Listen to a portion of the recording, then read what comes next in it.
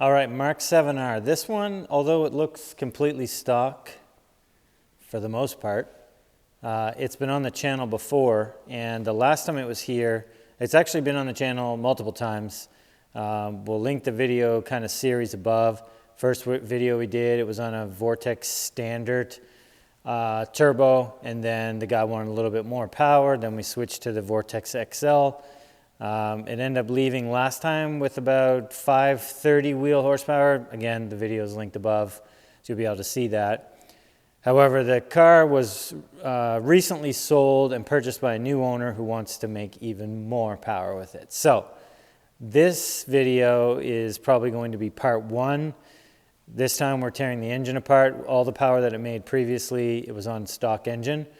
We're going to do a bunch of engine upgrades to it, and we're now going to be switching to the EQT Typhoon turbo. So for anybody that's seen anything to do with those turbos, they make a ton of power on these engines, and we're hoping to do the same with this one. So I'm not going to go through the whole list of parts that are on this. A bunch of it's going to be switched out from what was previously on the car.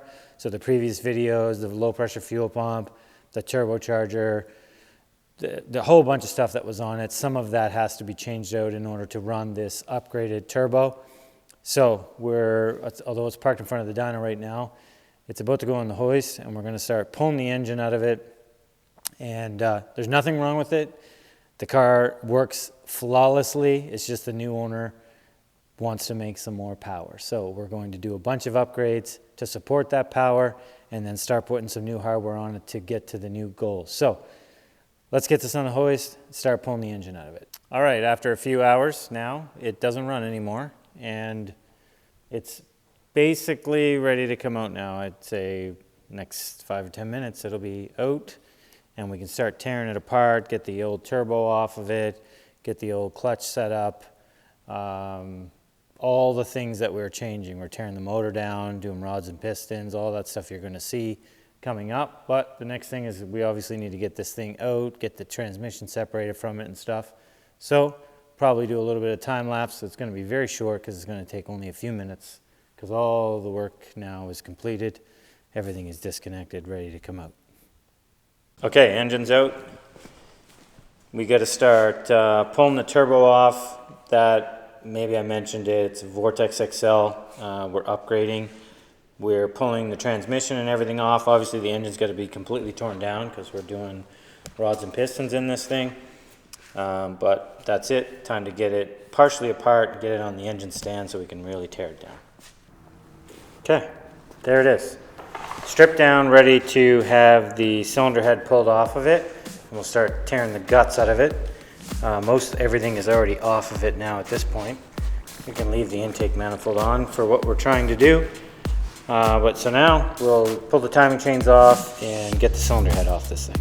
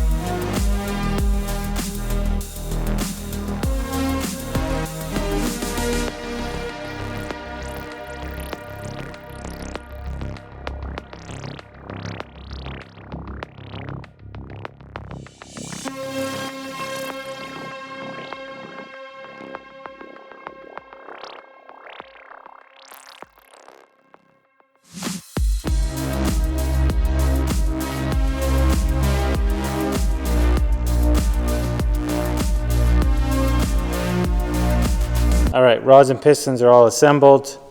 About to start firing them in the engine. Everything's cleaned up, ready to go. Blocks cleaned up. we're just going to start putting this is actually number 1 over here. We're going to start firing these in now, get this thing assembled.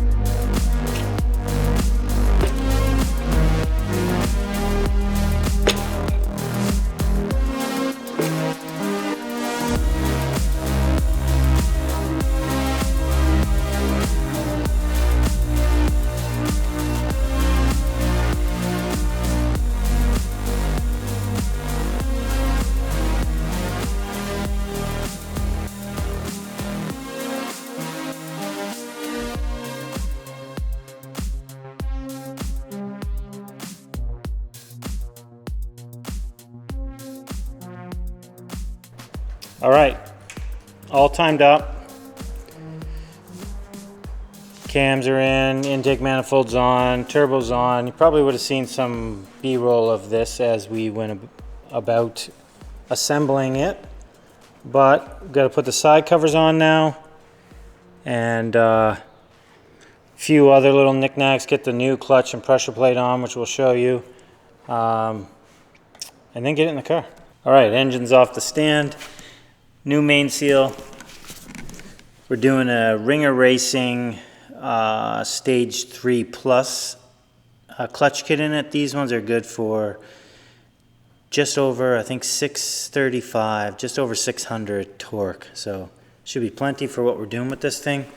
Obviously, Typhoon turbo can produce a lot of power. There will be some limitations on this setup just with exhaust and stuff like that as we get forward or push forward with it, but the turbo we know is very, very capable. But time to get the clutch and transmission on, start putting it back in the car. Move this thing on the hoist. All right, it's that time. Transmission, everything is together. Pretty much everything that needs to be on it right now is on it for assembly, so we're going to just probably set up the time lapse and get this thing back in and start buttoning it up.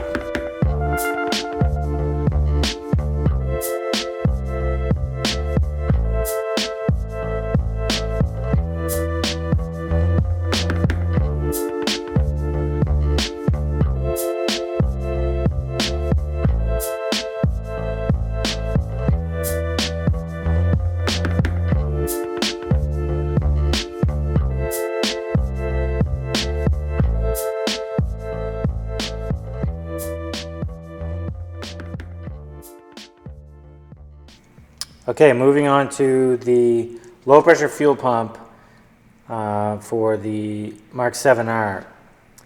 The car currently has EQT's brushless pump and basket in it, but this is EQT's newest, I think they call this one the Tsunami fuel pump, and it comes with a larger custom basket as well, so that helps prevent fuel starvation on hard launches and stuff like that.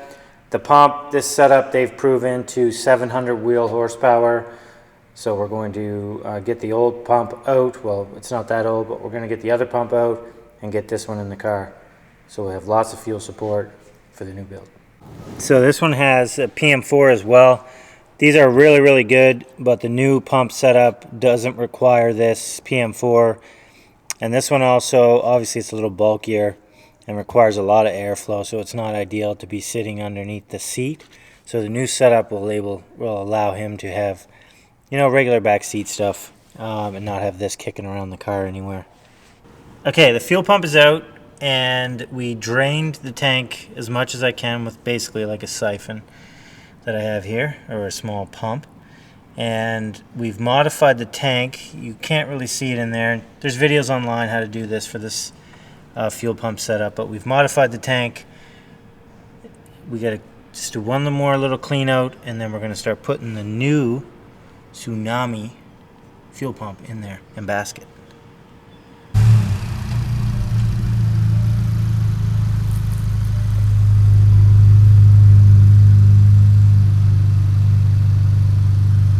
It's alive! It's alive! So, it's actually been alive. It's already been through a couple of heat cycles now. It's already had its first oil change now. And you would have seen the video that we've replaced the low pressure fuel pump. So now we're to the point we're going to get the car on the dyno really, and we're going to break this engine in on the dyno as we typically always would with a fresh build like this that we're pushing for horsepower. A lot of people like to think that they're going to go out and drive it for a bunch of time. We like to seat the rings in the way that they're going to be driven. So it's basically going right from having an oil change and getting up to temperature a couple of times to right on the dyno for abuse. So hopefully you guys enjoyed this video. It's just a short one, but we wanted to show you a little bit of the build of this one. We'll get it on the dyno, start trying to make some horsepower. If you have any questions or comments about this, ask below. Clayton? Are you too damn fast, or will this car be too damn fast? Depends what we're referring to, Clayton. Over and out. Over and out. See you in the next video. Bye.